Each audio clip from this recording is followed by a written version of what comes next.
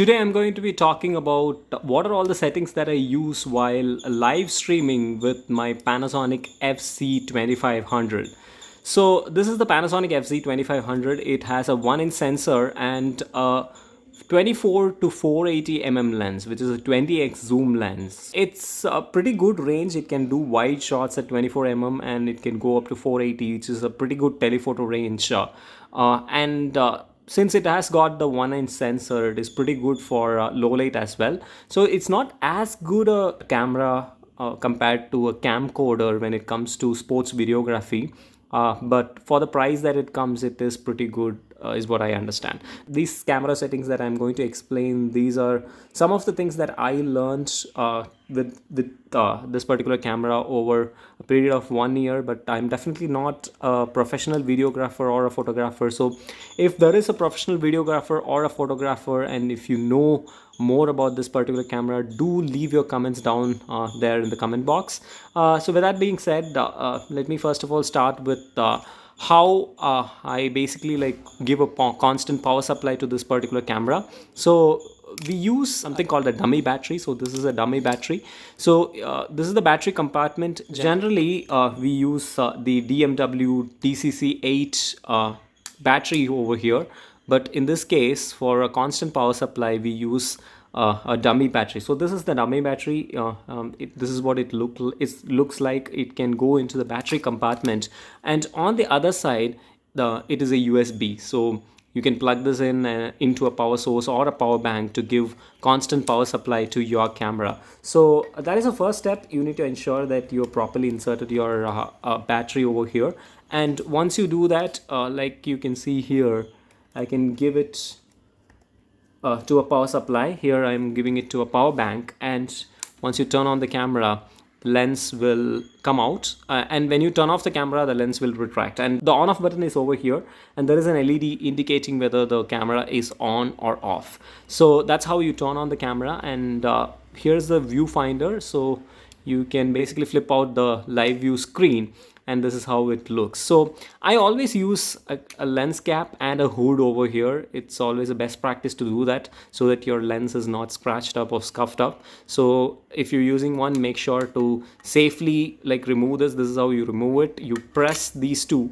and take it out, and you have to keep this pretty safe. So this is how the camera looks. So yeah, so let's first of all look at what are all some of the settings that I generally prefer to use for sports live streaming. Again, this is specific for sports live streaming, and some of these settings you can use for sports videography. But if you're going for photography and all, it's preferable to use photography specific settings. So the first thing that I do is to put this dial. This is the mode selector dial, and you have to put this to shutter speed priority, the S mode. So you can turn this dial, and once you turn it to S, this is a shutter speed priority mode. So I always prefer to use this particular mode because you have control over the shutter speed, and the rest of the things the camera will automatically adjust. Now some people might say that you have to put it in the movie mode so that the autofocus is better, and to be frank, the autofocus is slightly better in the movie mode, but I don't use the movie mode, which is this one, because the zoom speed that you have in movie mode is slightly slower than what you have in shutter speed priority mode. And because of that, when it comes to like fast moving subjects and sports videography, your zoom speed is pretty important. Especially I cover cricket, so in cricket matches and all, the ball is fast moving and it's very small, so you have to have that very fast zoom. So you have to have that very fast zoom in and out capability, and that's why I select the shutter speed priority mode. So this is the first thing that you need to ensure once you like turn on the camera. And the second thing that you want to see is know as to how to zoom in and zoom out. So here you can see this is the shutter button that is used to take pictures. And when you half press it, you can see that this is the area in which the focus is happening, this square. So if you half press this, press the shutter button, that area gets focused. Wherever that area is pointing to, that will get focused. So that is the use of this shutter button in videography. Yeah, other than that, you don't fully press this shutter, because if you fully press this shutter, it takes a photograph. And as you can see here, it says there is no memory card because I don't have inserted a memory card. Otherwise, it will capture a picture. So you have to ensure that you half press it to focus and don't press it fully, because it will start taking photographs. Now, just beyond that, there is a zoom rocker. So here you can see they've written W and T. W means wide and T means telephoto. So you can shift this rocker or press this rocker to either of those sides to zoom in and zoom out. When you press it to this side, which is the telephoto side, it zooms in, and when you press it the other way around, it zooms out. So as you can see here, you can see that it is zooming in and zooming out when I use the lever. So that is the usage of that lever, and that's the speed that you get. So if you see here, as I've said, in shutter speed priority mode, almost this is the speed that you get while zooming in and zooming out. You can see it is pretty fast. But if I put it in movie mode, it's slightly slower, as you can see. So this is the speed that you get in this particular camera. So that's why I always prefer to use the shutter speed priority mode. So those two things are important. Once those two are done, the next thing that I will ensure is to put the autofocus dial to AFC. So AFC is autofocus continuous, and this is pretty important for sports videography. You have to ensure that whatever you're pointing the camera to, that needs to be focused. So that is what the autofocus continuous will do. If you put this knob here, it is manual focus, and on the top it is autofocus. It is single autofocus. That mode is called single autofocus, but the preferable mode is autofocus continuous. So you have to put this over here. Now we can also use this quick menu. So this function FY, it is assigned to quick menu by default. So if you press that, you will get this particular menu over here, as you can see. So there are a few things that you can change over here. You can see that I can use these arrow buttons to navigate between the different settings that I have. I'll explain the rest of the settings later, but one important thing that you have to do is to go to this particular area. So you can touch it, or you can use your arrow buttons to navigate to that autofocus mode. So these are the autofocus mode that you have. You have 4 or 5 options over here, and you have to ensure that you're putting it on to one area autofocus. And one area autofocus basically means that the camera will try to focus whatever scene that is coming within this particular area. So for example, like if I like, let's say if I focus somewhere else, and if I point the camera to somewhere else, you can see that it automatically will focus your camera to that particular area. If it is not possible, it will not, but yeah, generally like it starts focusing to that particular area. Or you can use half press the shutter to make the camera focus to that particular area. So that is the use of putting it to autofocus continuous. And yeah, like I told, you can use the quick menu to select the one area autofocus mode. So that is pretty important. Now I will come to the menu options that you want to select so that it's very smooth for your operation while you are shooting sports videography or sports live streaming. So if the first option that I want to talk about is that like when you press this menu button, this is the menu button, main menu button that you have over here. There are different settings, different sub menus over here on the left. So as you can see, on top, these are the menu names. So the first one is the record menu. Second one is the motion picture menu. The third one is the custom menu. Fourth one is the setup menu. And the fifth one is the playback menu. So these are the sub menus within the main menu. So you go to menu, you press the menu button, you will enter into the main menu. And then like you have these sub menus. Again, you can touch these. There is touch controls that is present in this camera, or you can navigate it with the arrow buttons that you have over here. So the first option that I want to talk about is the reset camera reset option. So if suppose you are doing a live streaming and suddenly you see that the camera is not working according to what you expect, or it is doing something strange, what you can do is to reset the camera to the factory settings. And for that, what you have to do is, again, you have to come to the menu, and you have to come to the fourth menu, which is called setup, this spanner icon that you can see over here. And within that, within each menu, you have multiple pages. That is what is shown over here. So for example, if I take the first main menu, which is the record sub menu, I have like 7 different pages over here. I can navigate it by touch as well. So in this particular case, for resetting, you have to come to this particular menu, which is called setup, and then within setup, you have to go to the 5th page. So as you can see, there are 6 pages over here. You have to go to the 5th page, and then there is a reset button. So that's what I want to use. It'll ask like whether you want to like reset everything. You just have to keep pressing yes. It'll ask different options.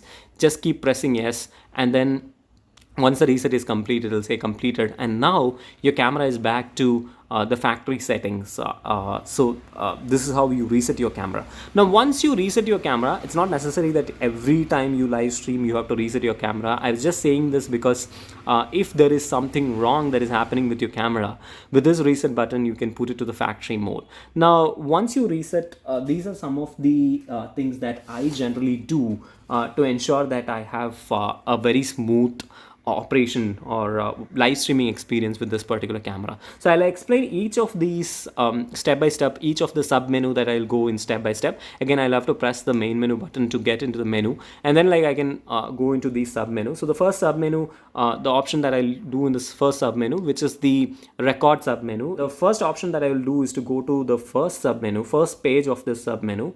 And then in that, I'll go to aspect ratio and change the aspect ratio to 16:9. So this is the default aspect ratio that you will generally live stream. So as you can see, if I put it into 3:2 mode, this is the view that I get. But if I change it to 16:9, it goes into a cinematic or 16:9 aspect ratio. As seen in the viewfinder as well. So this is the first thing that I will do. The next thing that I'll do is to go to the 6th sub menu, 6th page in that sub menu, and then like turn on the digital zoom.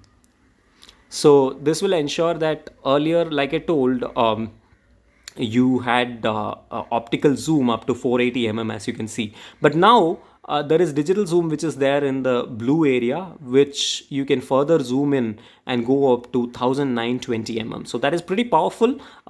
It's always a good practice to turn this on or off according to your use. Now the next thing that I'll do is to go to the 7th sub menu, and then like go to the stabilizer, and then take the operation mode and put the second option on. Similarly, in e-stabilization, I'll just turn it on. So this will ensure that if your hand is shaking while you operate the camera on the tripod and all, any shakes and all, it will automatically like resolve. So these two are pretty important. So that's about the first sub menu in the record sub menu that I was talking about, this record sub menu. These are the options that I generally like change after a reset.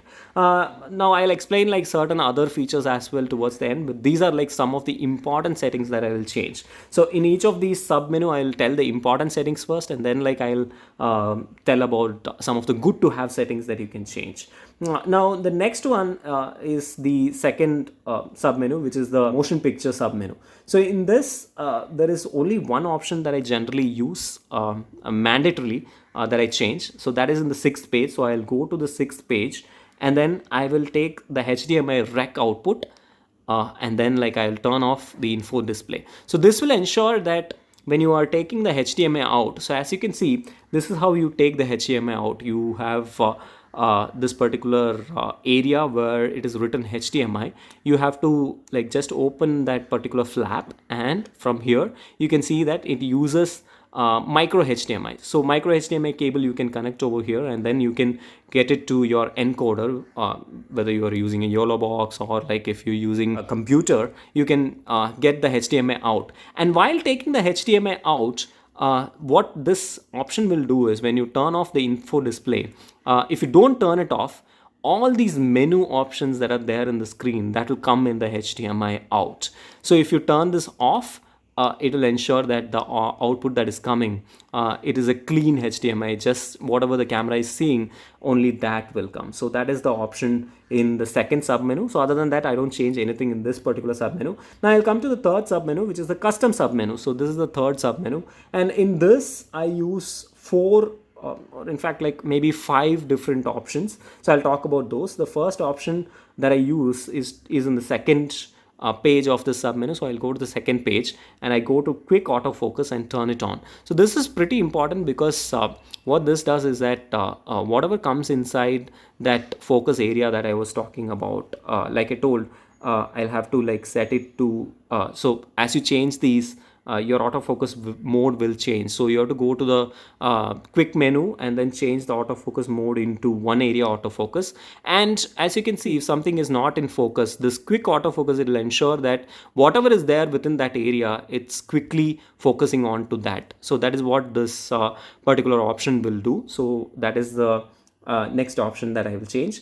Now after that, the next option that I will change is the sensitivity of the autofocus, which is in the third page. So I'll go to the third page and I'll come to this autofocus sensitivity and I'll put it to 2. So again, what this will do is it will increase the sensitivity. Whatever is inside that particular area, it will try to focus very fast onto that particular object. So that is what the autofocus sensitivity will do. The next option that I will change is in the sixth page of this particular menu. So I'll go to the sixth page and then I will go to the monitor info display and I'll turn it off. Again, this is something similar to that clean HDMI that I was talking about earlier, and turning this off will help in not like getting out the options, the camera options through the HDMI out. Now the next option that I'll change is in the 8th page. So I'll go to the 8th page and then there is slow zoom speed. It's currently in the low setting. I'll make it to high. So what this does is there is an option called slow zoom in this particular camera, and whenever you are using the slow zoom, the speed of that slow zoom, it is maximum, it is set to maximum. That's what this option does. So these are the changes that I will do in this submenu, which is the custom submenu.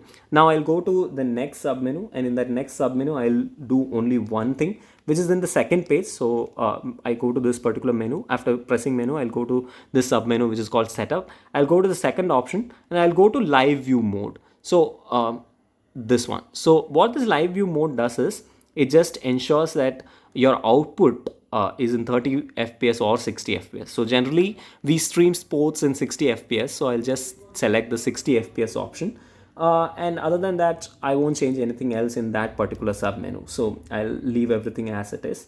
Now the final thing that I will do in terms of using this for live streaming mandatorily that I will do is to like change the live viewfinder mode. So as you can see, whenever you're using this particular camera, if you cover the live viewfinder, it will automatically turn off this monitor. So if I so this is with the idea that when you put your face or eyes onto this live viewfinder, it automatically turns the screen off. So this option, if you want to disable it, like a lot of times what will happen is you will use a tripod when you are shooting videos on all, you will not use this live viewfinder, and whenever you are like moving your hands and all before this, it automatically turns it off. So if you want to turn that option off, what you can do is you can press this function 7 button. So if you press it once, it turns off the screen. So only the live viewfinder is active now. Now if you press it again, now the live viewfinder will be off and your screen will be active. And again, if you press it again, it switches automatically. So I'll have to press this twice to ensure that even when I put my hands on, the screen is not disturbed. So other than this, again, like I told, I can use touch to focus to focus any particular area that I want, but I generally keep it in the center area and I move that area to get that area focused. That's how I generally use while doing live streaming and all. Now I'll quickly talk about what else I can do with this quick menu. So like I told, a quick menu has a lot of options. The first one is the color profile. So generally, like we prefer to use standard or vivid when it comes to live streaming. Either of them is fine. So that's the first option. Second option is the flash. I don't generally like prefer to turn on or turn off flash, so I'll just leave it as it is. Then the third option is the output. So I usually put it in full HD 60 fps. That's the output that I prefer. The next option is like what is the quality of picture that needs to be taken. So for live streaming, that is not relevant. Similarly, the next option is also not relevant. This is the picture quality. And like I told, this is the autofocus mode that I want to put. I always want to ensure that it is one area autofocus. Now further, there are other options down below. This is the metering mode. So generally metering means like how it has to adjust the brightness according to the scene that is there. So I just will leave it in multimetering. So now here it has the shutter speed. So it's always a good idea to put it around 125, because if you're doing 60 fps, shutter speed should be double of that. So it's a good idea to put it in 125. Now the next option is the exposure composition. So here what you can do is, if you want to brighten your scene, what you can do is you can go here and you can brighten it up, or you can like make it less bright. So you can control this in another fashion. So this is one option of doing brightening up your scene. Or the other thing that you can do is to use this knob. So here, as you can see, this controls the shutter speed. Use this function 4 button. So if I use the function 4 button, it brings up the exposure. So I can increase the exposure by that way also without going into the quick menu.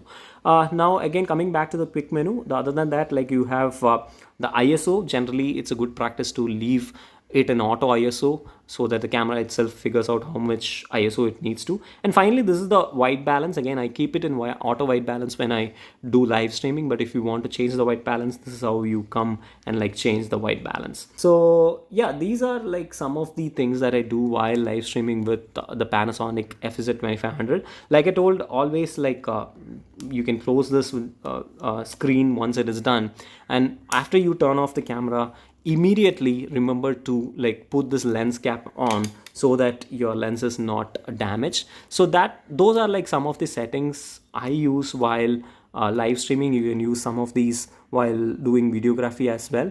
If you have any questions, do write it down in the comments. Other than that, I'll also prepare a list so that you can go through that list and quickly find out and troubleshoot if at all you're doing it in a live environment. So thank you so much for watching. Bye bye.